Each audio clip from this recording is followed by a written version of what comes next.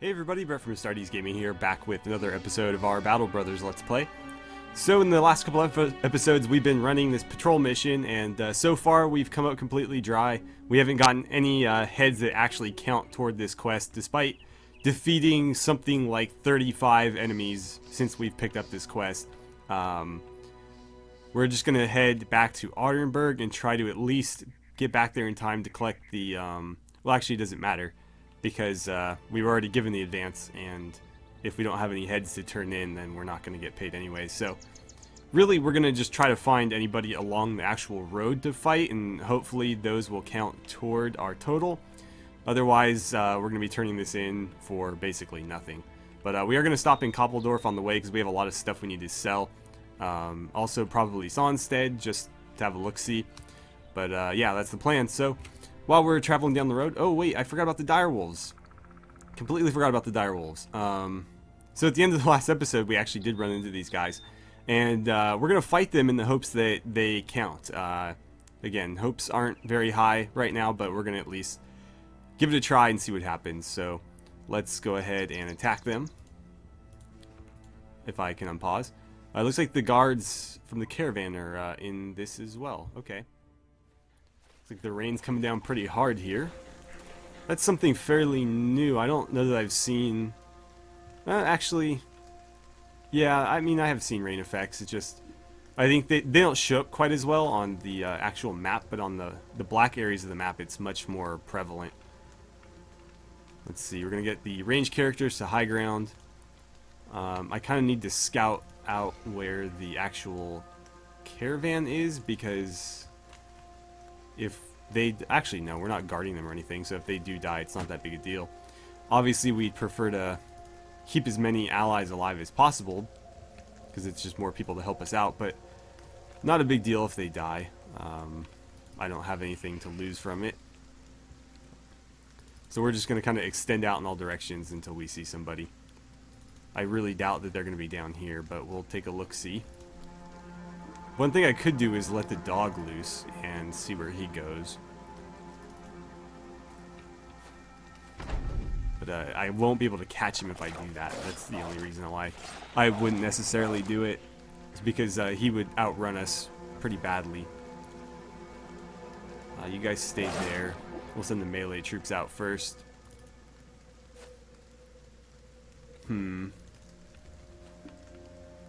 Where are they? Well, there's the caravan, so they're probably... Okay, they're right there. Right, so... You're just out of range. Go ahead and take a shot at him. We'll start marching everybody up this way. It's going to be difficult to get everybody situated over there, but we'll do our best. Let's get you onto that high ground. This poor guy. Wow, wouldn't want to be him. Kind of feeling for the donkey over there too. Completely surrounded. Okay. Wow. Hang in there, man. We're coming. I think it's just him. Oh, well, he didn't hang in there very long. I wonder if that means we get whatever's in the caravan. If everybody in the caravan is dead, does it become mine? That would be pretty cool. Oh, great. I forget how far they can move. No! Leave the donkey alone. Alright, we need to get our melee weapons out. That's going to end his turn prematurely. You can help out here, though. Let's see. 25, 37. Go ahead and help out there. Or not. That's cool too. Let's see. 40%. I'll go for it. And yeah, let's try to get him off of this high ground. We can shield bash him, but if he's dead, that makes it even easier. I don't have to waste any action points. Yeah, keep moving, keep moving. You need to get your melee weapon out. And then you know what? Bump him off of that. Or miss entirely. That's fine too. Yeah, I actually remembered to switch to our ranged weapons before the start of this battle for once, and of course it's the one battle where I probably didn't want them. No! No, the poor donkey. Cart full of trading goods. We'll see if we get any of that. Really hoping we do. Okay, so far so good defensively. But we are pretty scattered here, so we're going to need to be careful. I don't like these guys being on the front line, but... well, at least he's not on the front line anymore. Why don't you fall back to there?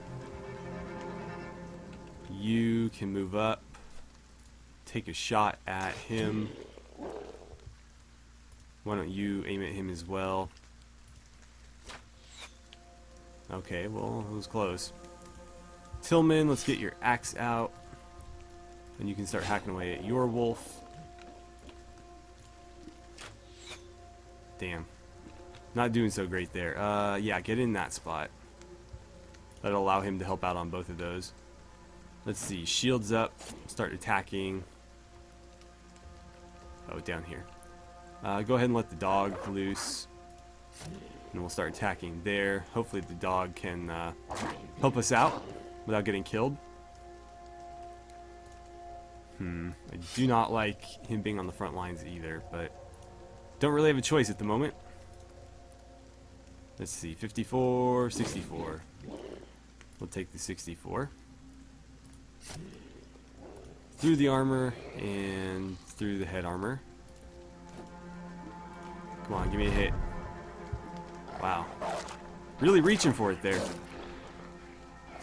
Can't buy a hit up there though, which is kind of strange because they're on even footing. If he were on higher ground, I wouldn't be surprised, but going 0 for 2 when you're adjacent and level like that is pretty rare. No! Not another one!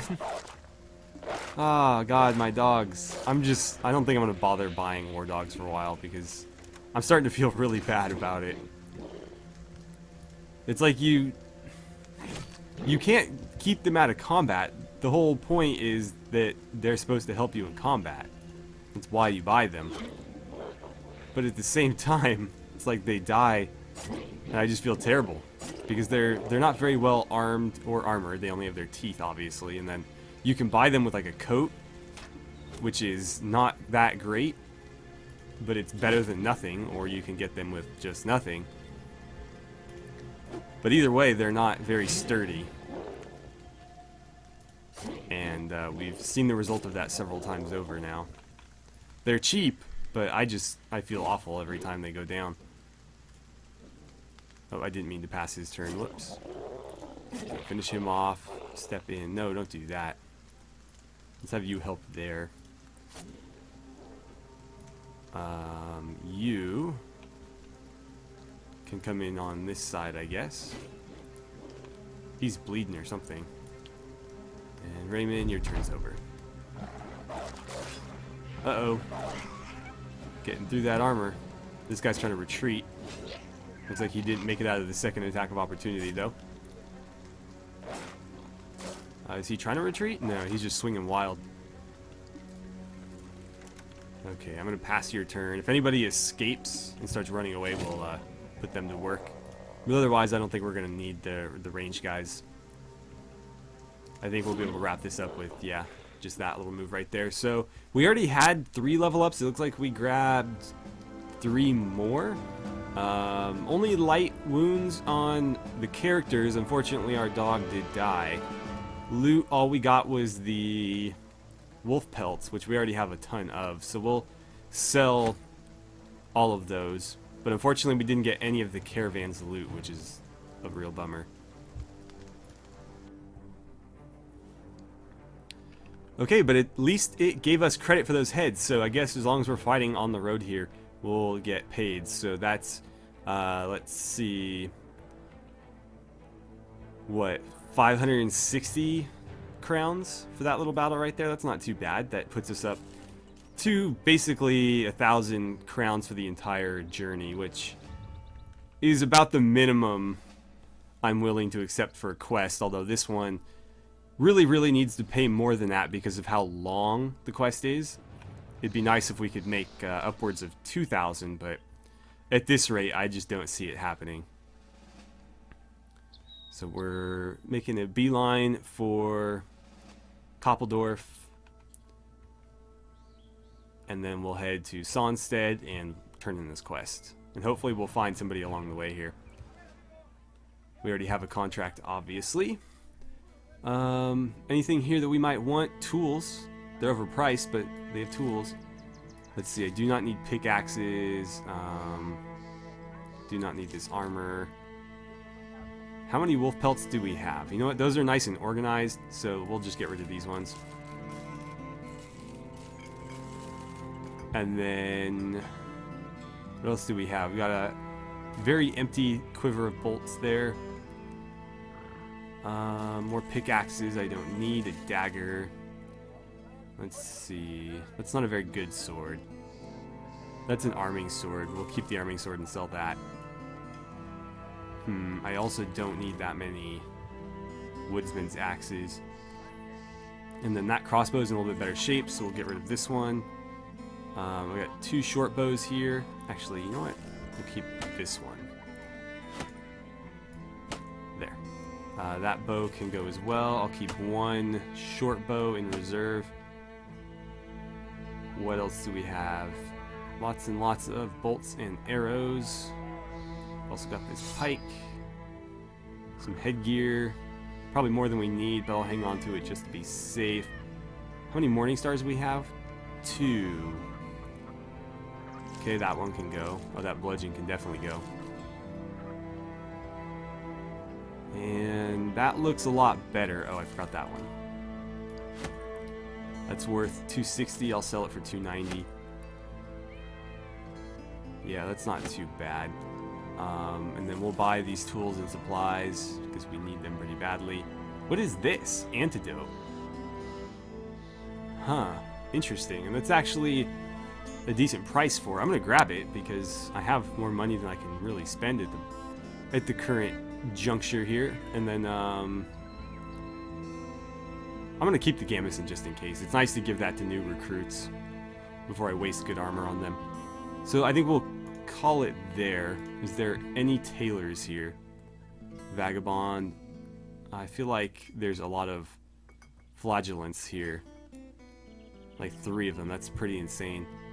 But yeah, we didn't lose any actual characters, so we don't need any of those. So off we go to Sonstead, where hopefully we can find a tailor or something worth purchasing, or at least some enemies to fight along the way here. We got a lot of food, wow.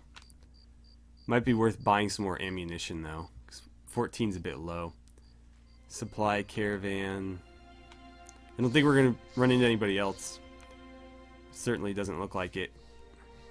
But yeah, at least we were able to get one last little fight in there. So let's see. They have a job that we can't accept. They don't really have anything here that we'll need.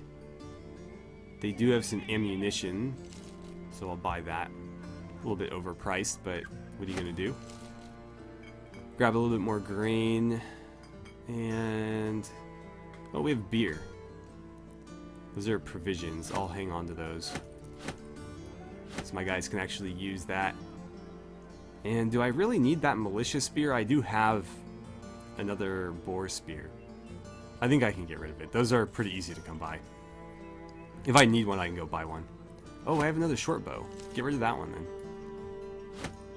And then, since a few of you guys have been complaining about how disorganized this is, I'll do this sort items, but I don't know. To me, that doesn't really make it any better. We should equip this helmet on somebody, too. That's one of the best helmets we have. Let's see. Temple, Tavern. Is anybody... Oh, right. Marcus is pretty beat up. So, pierced chest and pierced hand, we'll get those taken care of. And we'll take a look at who they have for sale here. They have a poacher, a butcher, a cripple, a gambler, another cripple, militia, another butcher, and a vagabond. So nothing doing there. Tailors used to not be that hard to come by. I wonder if adding in the rare armor made them more rare in turn, because it seems like I haven't been able to find them since that was added to the game. But I really want to see what it looks like, and I want to be able to use it, so we're gonna keep hunting for one, even if it takes us a really long time, because honestly it's not like we're going out of our way to do it. So we'll take our 560 crowns as payment. We'll take another look at this marketplace. They do have a dog, but I'm a bit jaded at the moment. Let's see. That's a pretty good deal on chainmail. I think I'll buy it. And we have a kettle helm here, which is 115. Is that better than this? It is, slightly. Not a bad deal on it either. We have a bill hook, going for a decent price. I don't need ammunition anymore. I will buy more tools though, because we are getting low again.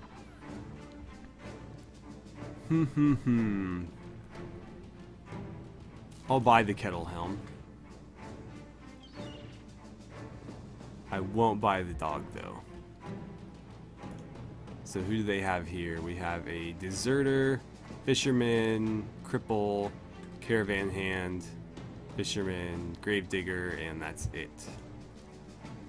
Temple and a weaponsmith. Let's see what the weaponsmith has. Probably nothing that we would really need. I mean, they've got some good stuff here, but that fighting axe for 4,000, I mean, I picked one up for free not that long ago. So yeah, I don't see the point in buying them.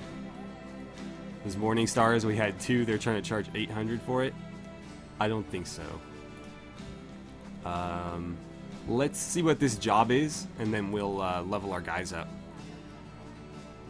Goblins have set up camp at a place they call Pointy Ear Hideout.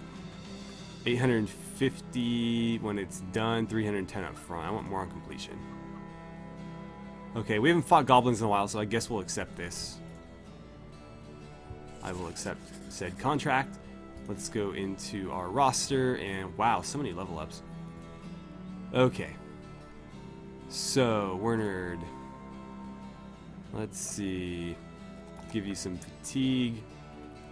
Probably some melee defense, because that's pretty low. I like to get them into the double digits. Especially the guys with the spears, they should really be defensive. And then, how about some more resolve? That seems like a good idea. For your perk. That's a tough one. Something... We already have the shield ability. So maybe Colossus? Extra hit points?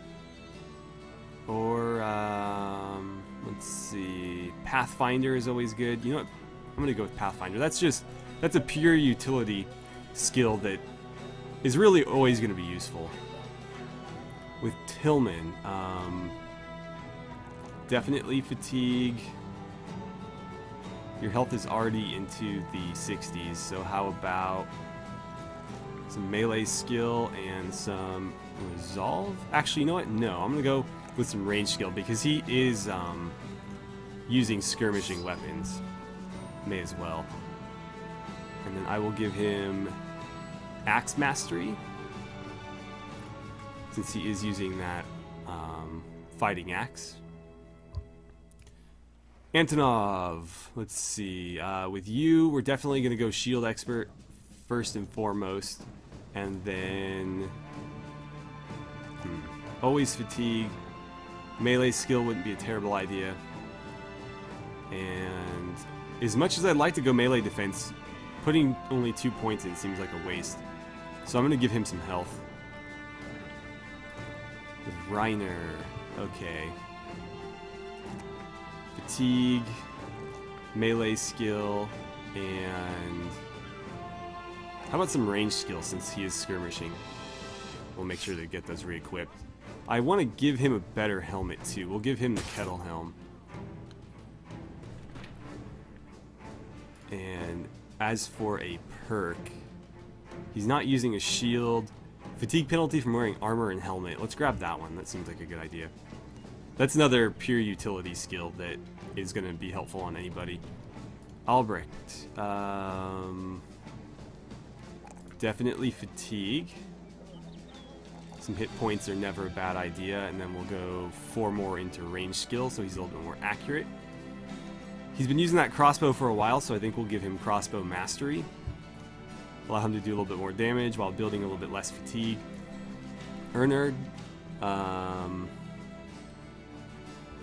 What do we want to give you? Probably the same thing, but with bows, right? Yeah, we'll give him bow mastery. That increases his range too, which is awesome.